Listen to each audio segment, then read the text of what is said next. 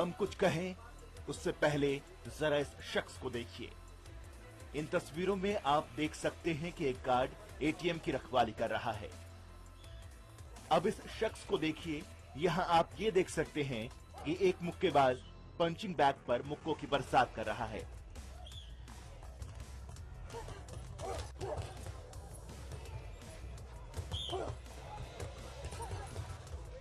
अब आप सोच रहे होंगे कि इन दोनों तस्वीरों को दिखाकर हम क्या साबित करना चाहते हैं, तो जरा इन दोनों तस्वीरों में दिखने वाले शख्स को पहचानने की कोशिश कीजिए।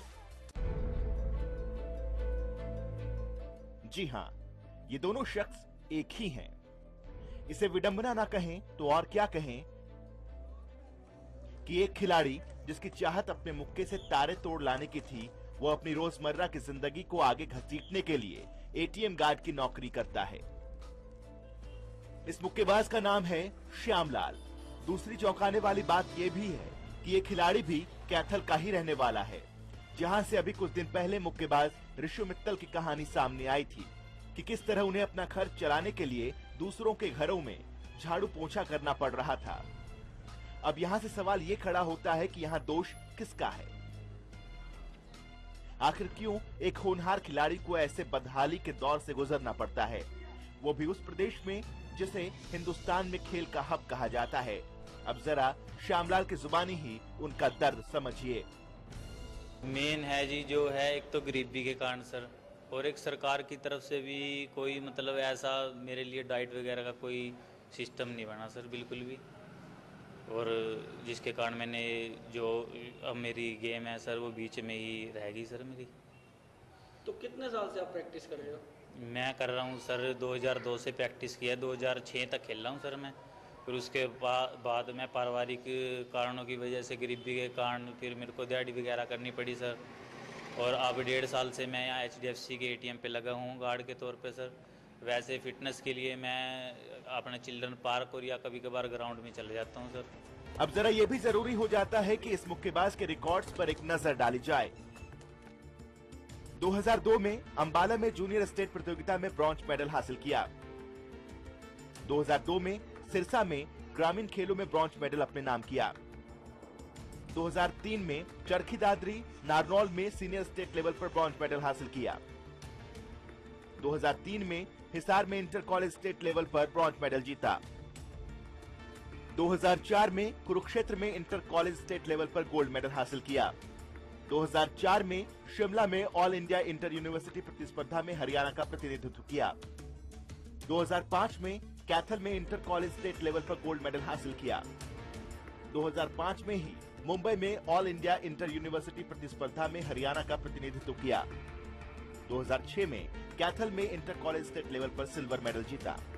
स्टेट लेवल तक खेल चुका हूँ सर मैं, और इंटर कॉलेज में मेरा 2 बार गोल्ड है सर, 1 बार सिल्वर मेडल है मेरा, और 2 बार मैं ऑल इंडिया इंटर यूनिवर्सिटी भी खेल चुका हूँ सर। तो सरकार जो इतने बड़े बड़े दावे करती है, कितनी सरकारें आई, क्या आपको लगता है कि जो सरकार के दावे हैं या वाकई में खिलाड़ियों के लिए कुछ करने की अभी जरूरत है? नहीं, खिलाड़ियों के लिए अभी बहुत कुछ करने की जरूरत है जी। जो भी सरकार आती है उनके सिर्फ ये खोखले वादे ही हैं, बिल्कुल भी किसी भी खिलाड़ी के लिए कुछ भी नहीं है। ये थोड़ा बस अब ये ओलंपिक में 1-2 मेडल आए हैं, उसके बाद थोड़ा गेम के लिए कुछ होने लगा, लेकिन बिल्कुल आज भी बहुत ही स्थिति खोखली है, लगभग कह सकते हैं। ऐसा खिलाड़ियों के लिए कुछ भी किया नहीं जा रहा है। दर्द की इंतहा यहीं खत्म नहीं होती।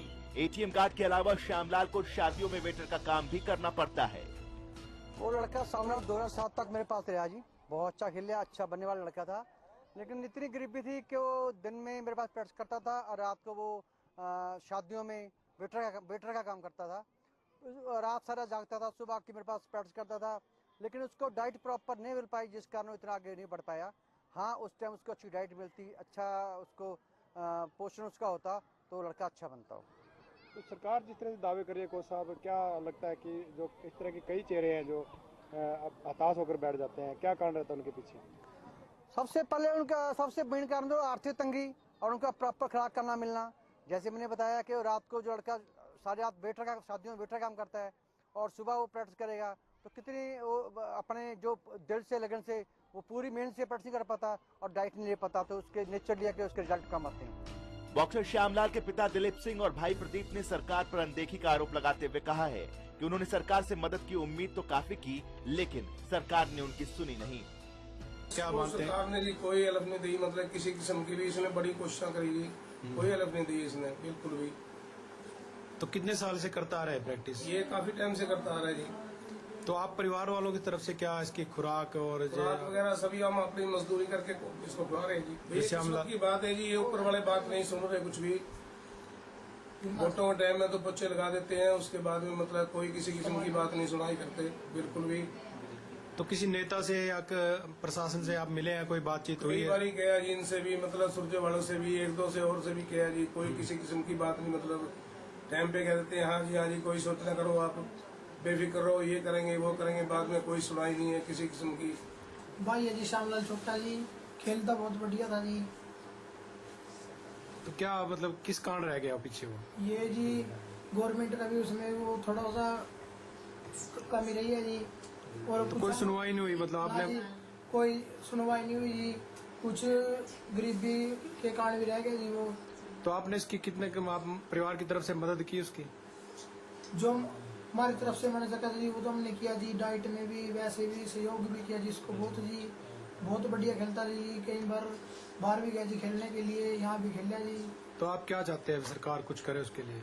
हम तो चाहे जी अपने पैरों पे खड़ा हुआ जी, कुछ करके दिखावा जी। जैसे हमारे पापा ने दिहाड़ी मजदूरी करके इसको पढ़ाया जी।